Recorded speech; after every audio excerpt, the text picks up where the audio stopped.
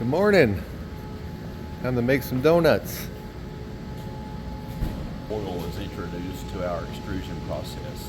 Because us and engineered are the only two that use the machinery that we use. We're the only two that don't introduce oils or any type of lubricant for our extrusion process.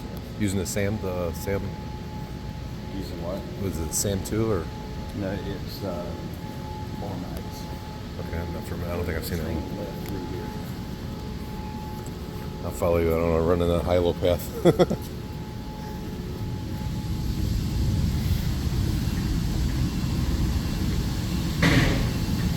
This is where we keep our flat yarn after it's extruded, but before it's sent over the heat setting twist before we set it.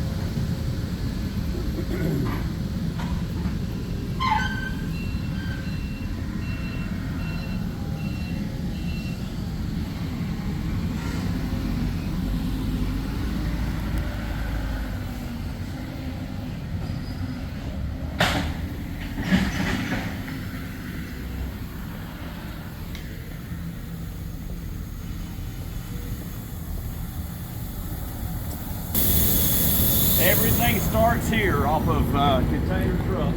Everything is vacuumed in. But one thing you'll notice starting here all the way to the finish, we're very careful about never allowing water to be introduced. The compressed air that's used here is already filtered and already gone through dehumidifiers. Water will disrupt anything that goes on in this process.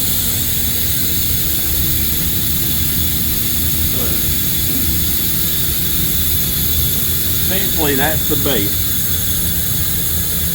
It's almost like Elmer's glue. Once it's melted, it's clear. Then from that, we'll add the colorant on the inside. It's about a 96% this to a 4% color base. It doesn't take much for that color to take. How does all the pellet get in there? It is all vacuumed in. This side over here. Truck will back up. It is air pressed all the way to the top. Really? Yes, sir. I've never seen that. That air running there. That's pellets running inside the building going to the extruder. So they both, from there, it fills up both of them? Yes. So you'll back up right here, depending on which machine or which silo he's pumping into. And then it vacuums out and goes to the very top of these buildings. All right, so how often does this have to be refilled? About every 2 days. And how much carpet can one of these tubes of pellets? I have no idea. A lot.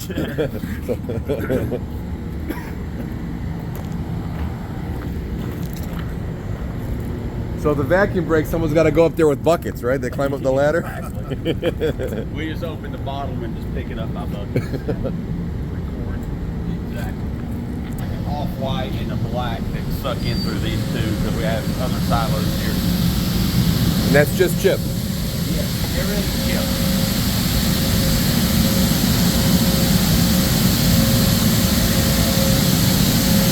One thing you'll notice in here, one is an older building, but two, when you start looking at the machinery, how clean everything is. Because you've been in other mills, and you'll notice some of them aren't the cleanest in the world. When you look at these, you'll have to realize these machines are about 5-6 years old. That one directly across is 15 years old. They look the same because every shift, the guys have to clean their areas down. Everything's monitored through these cool rooms.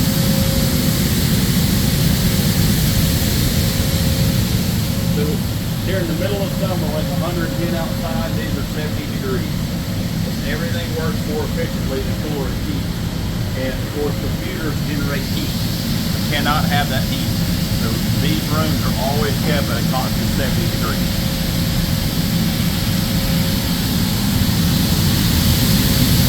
So you said the black chip goes in one and... Yeah. So then you'll have other bases. If there's smaller runs, we'll pull out of here. Axle. So this is dub grade. And again, it's about a 4% mix of this to 96% of the base. make the color. Again, everything's vacuum. Huh. Now we'll make the thread all the way to the top. Okay.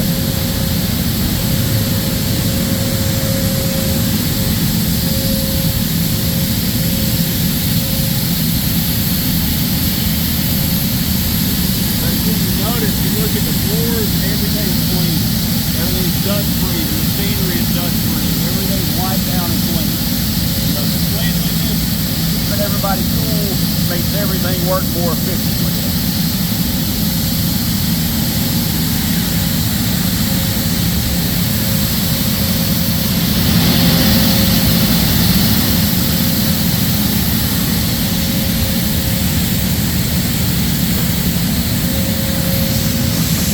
Definitely get our steps in a carpet factory, that's for sure.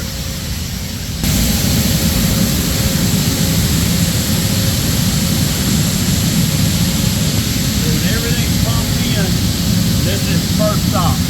These are dehumidifiers and heaters. Their sole purpose is to remove every bit of the moisture you can possibly remove out of the mix. Because again, moisture is the enemy. If you have any moisture in it, it will shut the machine down. Because it's like the whole oil and water doesn't mix. You got the small with this one color. What do these do? These are the dehumidifiers and heaters. This one's down right now, but normally you'll see colorant in these little eyes or in the glass. And the bigger ones is for the base.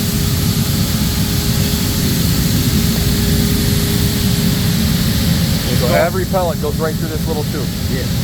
This is your base, or that's your base, this is your colorant.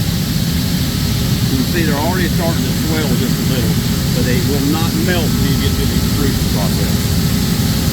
So they get vacuumed up through here. This dries it all out. This dries it all out. Then it drops down to what is known as the extruder itself. You'll get there's a little mixing box we'll see. It's a little bit louder right below it. It's a static mixer. It's just a paddle that's steadily mixing. And you'll see the white drop in, and you'll see the colorant drop in.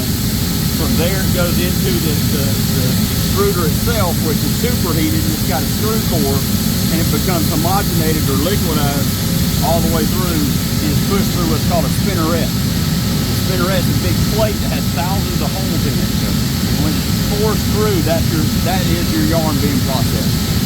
And it goes through air conditioning boxes that we'll see as well, and that's from the 40 feet from where it's extruded to where it's stretched at the bottom. It's liquefied, cooled, hardened into a yarn. Very cool. So what's all this stuff? That's all the air circulators. Got it.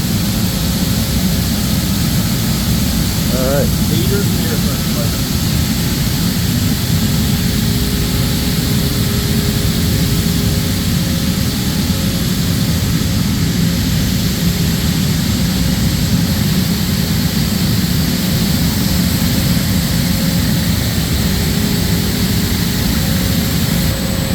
Your color, your base. Look right in here. You'll see that paddle. And if you watch long enough, it'll open up, you'll see it just drop color in.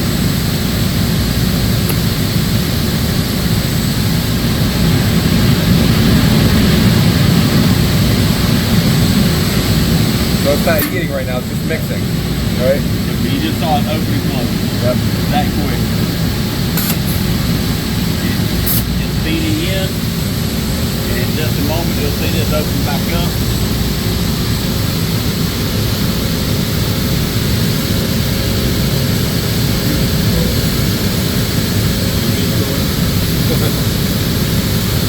Gotta run out first.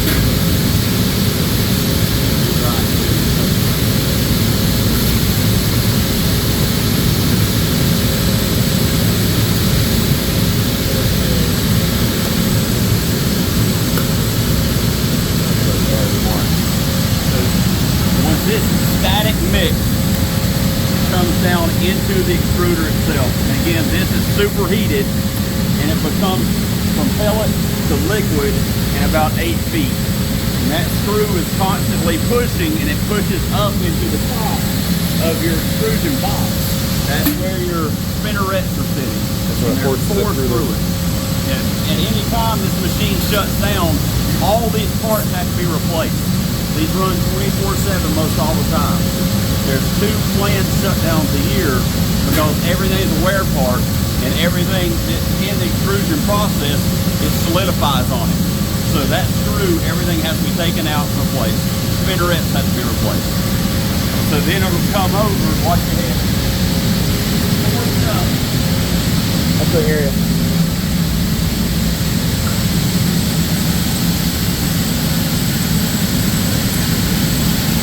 This starts the cooling process. If you look through here. Oh, that looks nice. I'm kidding. You can barely see those lines. There's hundreds and hundreds of those lines coming down. And it goes down straight, gravity. Gravity pulls it straight to the ground, yes.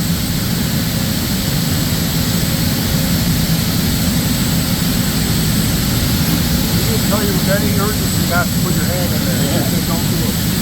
We're not even supposed to open that door that much. Because it is temperature controlled. If it feels that the temperature drops too much, it'll shut the machine down.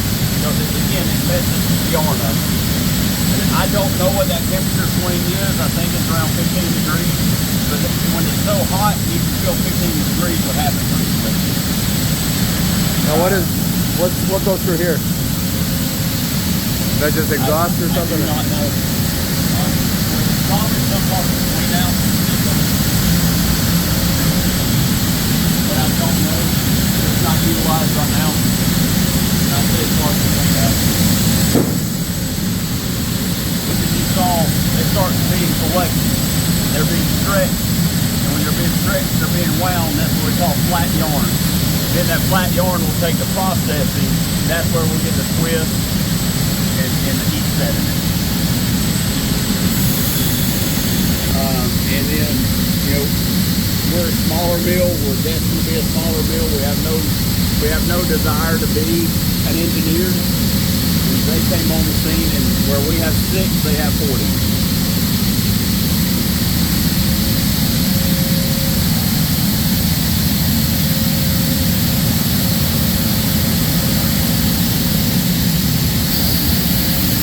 These are collectors, so all those lines that were coming from up top are now full and solidified. They're collecting them in what will be a finished yarn. And you see it comes down in 3 different parts. It's being stretched, that takes all the memory out of it.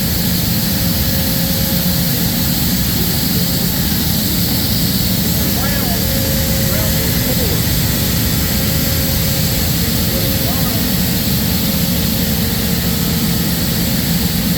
What we call flat yarn. It's flat because as you can see from there, it's flat. There's no twist, there's no memory, there's nothing in it.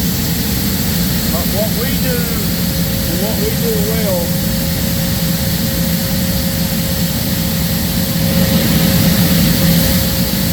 we do that. That's one single yarn. As you can see, it's lighter than spider wire. Very light, very soft, but the way we heat set and twist it is very durable. To be able to acquire that, we run these machines slower, about 80% of their capacity. But you have to run it slower to get tenure like this. A lot of people think that tenure is how small and how fine it is. Tenure is a weight. It's how much does that yarn weigh in 5,000 meters. So wound up 5,000 meters of one piece of yarn and weigh it, that is your tenure. It just equates with how small or how thin it is, the lower the tenure is. 5,000 linear deniers for each individual thread? For each individual thread, 5,000 meters, and it's the weight of that 5,000 meters is your tenure. How many threads are in that one flat yarn? I don't know. There's probably somewhere around, I'm going to say around 200. But as you can see, if I can separate one, you can't see it in there.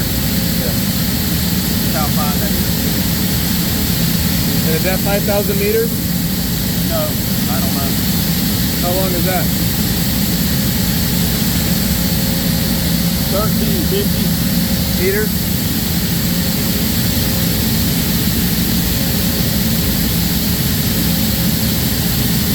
That's more than one there. You can pick that up.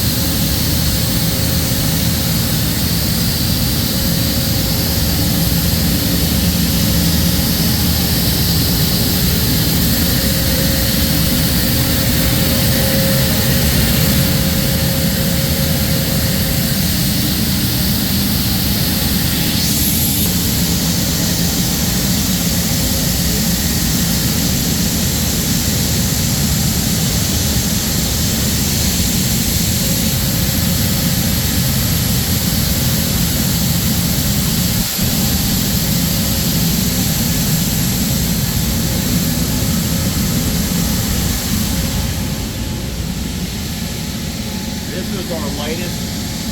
We added this machine last year. This is our Nylon machine. We've already added this still for a second. And when we added this side of the building on, we actually left room for two more eventually here. So building and growing is key without a doubt. This roof was actually about 30 feet lower than it is now. We had to raise it. We raised it during COVID. The price went from 5 million to 14 million overnight almost. Still prices. But yeah, this is our newest nylon machine. Now what's the difference? How is nylon created versus how PET is? I'm sorry? How is nylon created differently? It had to flash. They use a nitrogen blanket on it. They cool it very fast because it cools a lot slower. It's a cationic, so it's a little bit different of a mixture. But again, it's still pellets going in the top and going into an extruder. It's still being melted. All the process is pretty much the same. You have to cool it differently.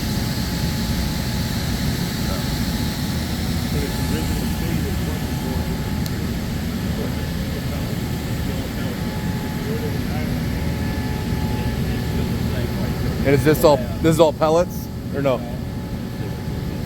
It's all pellets. But this is all nylon. Yeah, from BASF, this is probably all nylon. And same thing with that? That's That's PET, right? That's That's